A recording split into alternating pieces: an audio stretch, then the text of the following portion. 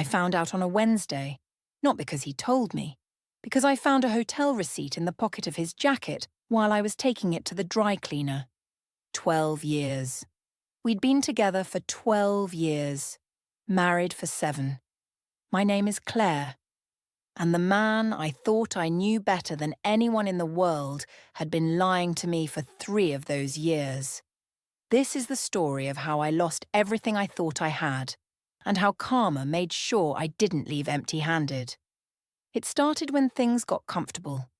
Not bad, just comfortable. We'd bought a house together in Bristol, both working good jobs, no kids by choice. Life was steady. Looking back, I think I mistook steady for happy. His name was Marcus. Charming, funny, always knew what to say. He was in sales, so he was away a lot. I told myself that was just the job. I never questioned the late nights, the weekend conferences, the phone that was always face down on the table. I was naive. Or maybe I just didn't want to see it. The receipt was for a hotel in Edinburgh. 2 nights. Room service for 2. The same weekend he'd told me he was at a conference in Manchester. I didn't say anything that night. I put the jacket down on the kitchen table and sat in the dark for 3 hours. The next morning I rang his office. His colleague answered. There hadn't been a conference in Manchester. There hadn't been one in months. I had my answer. I just needed to decide what to do with it. I didn't scream, I didn't throw things. I went to a solicitor. She was brilliant, practical, calm, completely on my side. She told me that in England, in a divorce, the assets are split based on contribution and circumstance. Our house had been purchased jointly. My salary had covered 60% of the mortgage for 7 years. I had every bank statement to prove it. Marcus didn't know I'd been to a solicitor. He didn't know I'd been quietly gathering documents for 6 weeks.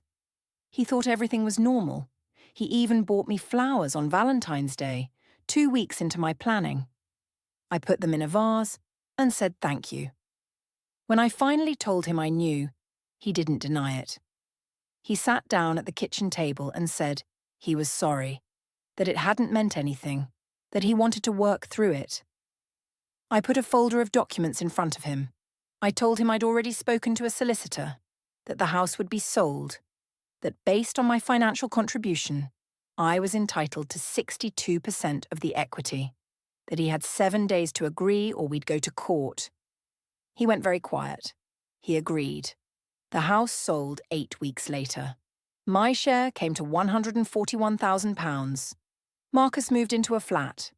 I later heard through mutual friends that the woman he'd been seeing had ended things shortly after our split. Apparently she hadn't wanted a relationship, just the thrill.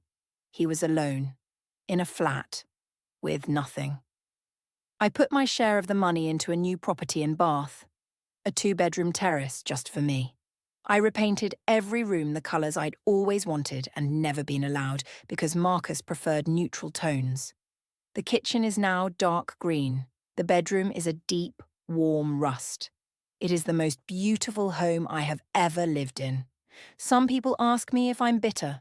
I'm not. Not even slightly. Bitter would mean I was still giving him space in my head.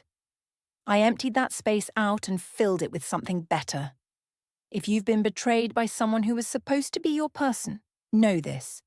Document everything. Take your time. And trust that the truth always, eventually, comes out. Subscribe to Karma's Verdict for a new story every week. And leave a comment. What would you have done with those flowers?